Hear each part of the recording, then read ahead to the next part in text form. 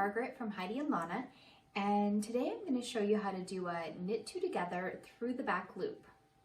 So this is very similar to a regular knit two together. The only difference is instead of going into the front leg of the two stitches that we want to knit together, we're going to go into the back leg of the two stitches.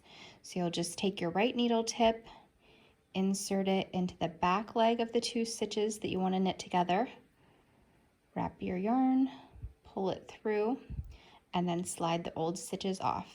And that decreases one stitch, so where we did have two there, now there's just one. So let's do it one more time. We're going to insert the right needle into the back leg of the two stitches and knit them together. Thanks so much for watching. You can find me on Ravelry, Instagram, and Facebook, all under Heidi and Lana. Happy knitting!